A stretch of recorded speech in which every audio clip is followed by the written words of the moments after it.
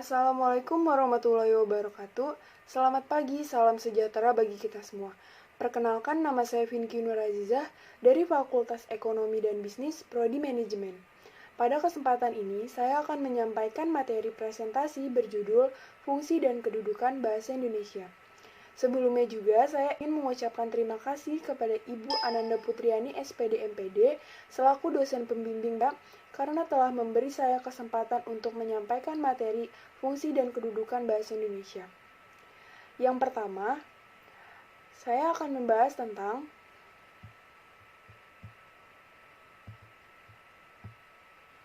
sejarah bahasa Indonesia. Bahasa Indonesia adalah bahasa resmi bahasa Indonesia. Bahasa Indonesia juga menjadi bahasa persatuan bangsa Indonesia. Bahasa Indonesia diresmikan sebagai bahasa nasional setelah proklamasi kemerdekaan Indonesia pada 18 Agustus 1945. Ketetapannya dituangkan dalam Undang-Undang Dasar 1945 pada pasal 36 yang menyatakan bahwa bahasa negara ialah bahasa Indonesia. Yang kedua, bahasa Indonesia lahir pada tanggal 28 Oktober 1928. Pada saat itu, para pemuda di pelosok Nusantara sedang berkumpul dalam rapat pemuda. Dalam rapat tersebut menghasilkan 3 ikrar yang diberi nama Sumpah Pemuda seperti pada slide berikut. 3 ikrar tersebut yakni bertumpah darah yang satu, tanah Indonesia, berbangsa yang satu, bangsa Indonesia, menjunjung bahasa persatuan, bahasa Indonesia. Bahasa Indonesia diresmikan sebagai bahasa nasional setelah proklamasi kemerdekaan Indonesia pada 18 Agustus 1945. Karena pada saat itu, Undang-Undang Dasar 1945 disahkan sebagai Undang-Undang Dasar Negara Republik Indonesia. Di dalam UUD 1945 disebutkan bahwa bahasa negara adalah bahasa Indonesia pada pasal 36. Proklamasi Kemerdekaan Republik Indonesia pada tanggal 17 Agustus 1945 telah mengukuhkan kedudukan dan fungsi bahasa Indonesia secara konstitusional sebagai bahasa negara. Kini bahasa Indonesia dipakai oleh berbagai lapisan masyarakat Indonesia. Peresmian nama bahasa Indonesia. Bahasa Indonesia adalah bahasa resmi Republik Indonesia dan bahasa persatuan bangsa Indonesia. Selanjutnya, bahasa Indonesia berasal dari bahasa Melayu. Bahasa Indonesia dahulu dikenal dengan Melayu yang merupakan bahasa penghubung antar etnis yang mendiami Kepulauan Nusantara. Selain menjadi bahasa penghubung antara suku-suku, bahasa Melayu juga menjadi bahasa transaksi perdagangan internasional di kawasan Kepulauan Nusantara yang digunakan oleh berbagai suku bangsa Indonesia dengan para pedagang asing. Pada slide kedua, kita akan membahas tentang generasi milenial bahasa.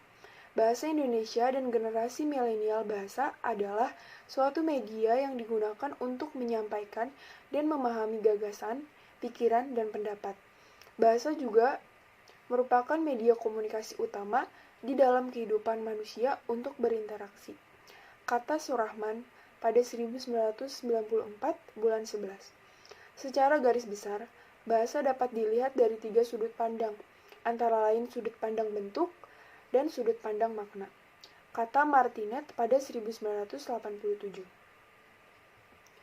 Di era milenial seperti saat ini, masih adakah kebanggaan orang Indonesia menggunakan bahasa Indonesia? Salah satu kelemahan orang Indonesia untuk bersaing dengan orang luar negeri adalah bahasa. Kultur bahasa Indonesia yang tidak menggunakan bahasa asing sebagai bahasa pengantar membuat sebagian besar rakyat Indonesia hanya bisa berbahasa Indonesia. Kesadaran itulah yang kini mulai disadari dengan keinginan belajar menggunakan bahasa asing mulai tumbuh. Namun seiring waktu, keinginan belajar bahasa asing justru membuat bahasa Indonesia terpinggirkan. Banyak anak usia sekolah, terutama kaum milenial yang tinggal di kota besar, yang terlihat gagap menggunakan bahasa Indonesia. Banyak di antara mereka bahkan yang lebih fasih berbahasa asing daripada bahasa Indonesia. Mengapa itu bisa terjadi? Karena keinginan mempersiapkan anak memasuki era globalisasi tentu saja boleh. Namun jika itu mengorbankan jati diri bangsa, apalah gunanya? Namun yang terjadi tidak yang diperkirakan. Anak-anak justru semakin asing dengan bahasa lokal. Pembahasan selanjutnya, kita akan membahas tentang fungsi bahasa Indonesia. Fungsi bahasa Indonesia secara umum, yang pertama yaitu sebagai bahasa nasional. Sebagai bahasa nasional, momen yang tak boleh kita lupakan adalah Sumpah Pemuda. Dari peristiwa itulah akhirnya muncul kesadaran berbahasa satu bahasa Indonesia. Yang kedua yaitu sebagai alat komunikasi.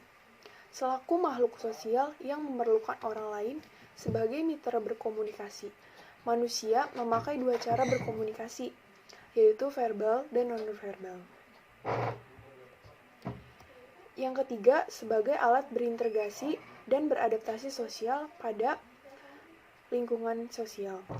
Seseorang akan memilih bahasa yang digunakan tergantung situasi dan kondisi yang dihadapi. Seseorang akan menggunakan bahasa yang non-standar pada saat berbicara dengan teman-teman dan menggunakan bahasa standar pada saat berbicara dengan orang tua yang dihormati. Yang keempat, sebagai alat komunikasi. Pada slide ketiga, kita akan membahas fungsi bahasa secara khusus. Yang pertama, mengadakan hubungan dalam pergaulan sehari-hari. Yang kedua, mewujudkan seni atau sastra. Yang ketiga, mempelajari bahasa-bahasa kuno. Yang keempat, mengeksploitasi iptek. Pada slide keempat, kita akan membahas tentang di dalam kedudukannya sebagai bahasa nasional, bahasa Indonesia berfungsi sebagai 1. Lambang kebanggaan kebangsaan. Yang kedua, lambang identitas nasional. Yang ketiga, alat penghubung antar warga, antar daerah, dan antar budaya. Yang keempat, sebagai alat penyatuan berbagai suku, budaya, dan bahasa di Nusantara.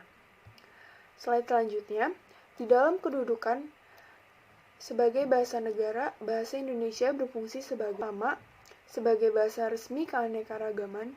Yang kedua, antar dalam pendidikan. Yang ketiga, alat perhubungan pada tingkat nasional. Yang keempat, sebagai alat pengembangan kebudayaan, ilmu pengetahuan, dan teknologi.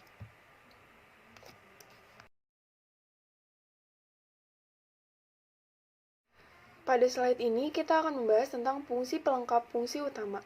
Yang pertama, ada fungsi ekspresi. Fungsi pertama ini, pernyataan ekspresi diri, menyatakan sesuatu yang akan disampaikan oleh penulis atau pembicara sebagai ekstensi diri dengan maksud. Yang pertama, yaitu menarik perhatian orang lain. Yang kedua, membebaskan diri dari semua tekanan dalam diri seperti emosi. Yang ketiga, melatih diri untuk menyampaikan suatu ide dengan baik. Yang keempat, menunjukkan keberanian atau penyampaian ide. Yang kedua, yaitu fungsi komunikasi. Fungsi komunikasi merupakan fungsi bahasa yang kedua setelah fungsi ekspresi diri. Maksudnya komunikasi tidak akan terwujud tanpa dimulai dengan ekspresi diri. Komunikasi merupakan akibat yang lebih jauh dari ekspresi, yaitu komunikasi tidak akan sempurna jika ekspresi diri tidak diterima oleh orang lain. Yang ketiga yaitu fungsi integrasi dan adaptasi sosial. Fungsi peningkatan dan penyesuaian diri dalam suatu lingkungan merupakan kekhususan dalam bersosialisasi, baik dalam lingkungan sendiri maupun di lingkungan baru. Hal itu menunjukkan bahwa bahasa yang digunakan sebagai sarana mampu menyatakan hidup bersama dalam suatu ikatan. Yang keempat, sebagai fungsi kontrol sosial. Fungsi kontrol sosial sebagai fungsi bahasa bermaksud memengaruhi perilaku dan tindakan orang dalam masyarakat, sehingga seseorang itu terlibat dalam komunikasi dan dapat saling memahami. Pada slide selanjutnya, kita akan membahas materi tentang B, kedudukan bahasa Indonesia. Bahasa Indonesia memiliki kedudukan yang sangat penting yang tercantum di dalam 1. Ikrar ketiga Sumpah Pemuda 1928 dengan bunyi, "Kami putra dan putri Indonesia menjunjung bahasa persatuan bahasa Indonesia." Yang kedua, sejak 9 Juli 2009, keberadaan dan penggunaan bahasa Indonesia sudah diatur dalam Undang-Undang Nomor 24 Tahun 2009 tentang bendera, bahasa, dan lambang negara, serta lagu kebangsaan. Ditambah pasal 36 yang menyatakan bahwa bangsa negara Indonesia adalah bahasa Indonesia.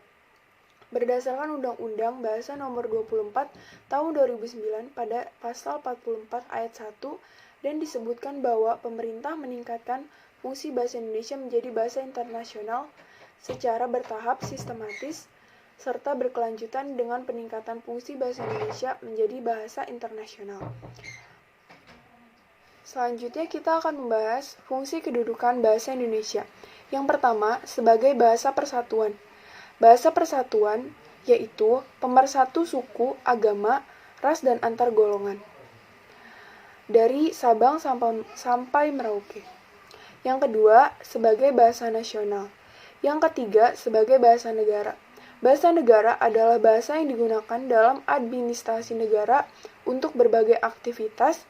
Contohnya seperti fungsi bahasa sebagai administrasi kenegaraan. Yang keempat, yaitu bahasa baku. Bahasa baku atau bahasa standar merupakan bahasa yang digunakan dalam pertemuan yang sangat resmi. Fungsi bahasa baku itu berfungsi sebagai yang pertama, pemersatu sosial, budaya, dan bahasa. Yang kedua, sebagai penanda kepribadian bersuara dan berkomunikasi. Ya. Bahasa Indonesia memiliki kedudukan yang sangat penting yang tercantum di dalam 1. Ikrar ketiga Sumpah Pemuda 1928 dengan bunyi, "Kami putra dan putri Indonesia menjunjung bahasa persatuan bahasa Indonesia." Yang kedua, sejak 9 Juli 2009, keberadaan dan penggunaan bahasa Indonesia sudah diatur dalam Undang-Undang Nomor 24 Tahun 2009 tentang bendera, bahasa, dan lambang negara serta lagu kebangsaan. Ditambah pasal 36 yang menyatakan bahwa bangsa negara Indonesia adalah bahasa Indonesia. Berdasarkan Undang-Undang Bahasa Nomor 24 Tahun 2009 pada pasal 44 ayat 1 dan disebutkan bahwa pemerintah meningkatkan fungsi bahasa Indonesia menjadi bahasa internasional secara bertahap, sistematis, serta berkelanjutan dengan peningkatan fungsi bahasa Indonesia menjadi bahasa internasional. Yang ketiga, sebagai alat penghubung pada tingkat nasional. Dalam hal ini, bahasa Indonesia bukan saja sebagai alat komunikasi timbal balik antara pemerintah dan masyarakat luas, dan bukan saja sebagai alat penghubung antar daerah dan antar suku, melainkan juga sebagai alat penghubung di dalam masyarakat yang sama latar belakang sosial, budaya, dan bahasanya. Yang keempat, alat pengembang kebudayaan, ilmu pengetahuan, dan teknologi. Di dalam hubungan ini, bahasa Indonesia adalah satu-satunya alat yang memungkinkan kita membina dan mengembangkan kebudayaan nasional sedemikian rupa sehingga bahasa Indonesia memiliki ciri-ciri dan identitas sendiri yang membedakan dengan kebudayaan daerah. Yang terakhir, kita akan membahas tentang bahasa Indonesia yang baik dan benar. Berbahasa Indonesia yang baik dan benar adalah penggunaan bahasa Indonesia yang sesuai dengan situasi pembicaraan dan sesuai dengan kaidah tata bahasa dalam Pedoman Umum Ejaan Bahasa Indonesia.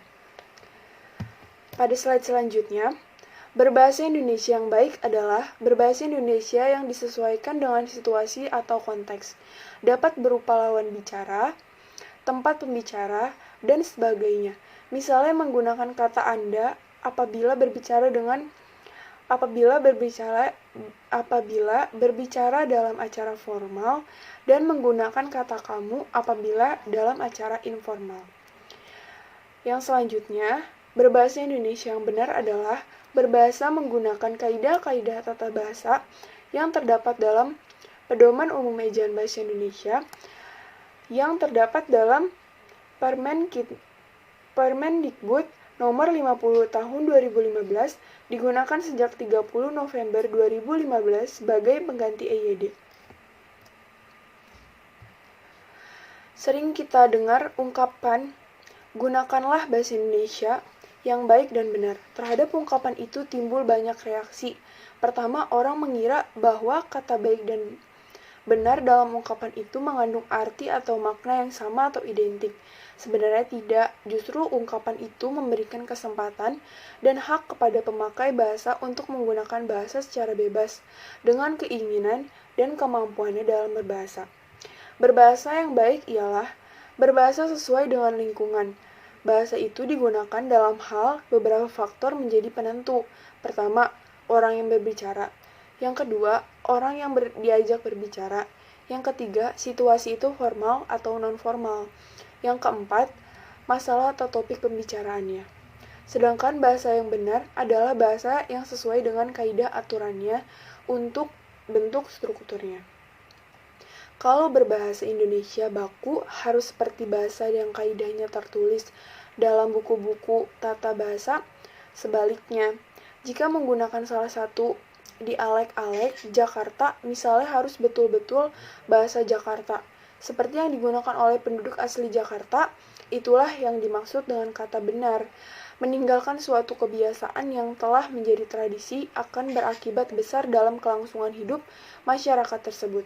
Begitu juga yang akan terjadi pada bahasa Indonesia, yang disempurnakan jika semakin ditinggalkan oleh masyarakatnya. Dampak buruk yang dapat dirasakan langsung adalah menurunnya nilai kesopanan remaja ketika berbicara dengan orang yang lebih tua. Sedangkan dampak tidak langsungnya adalah merusak bahasa nasional itu sendiri.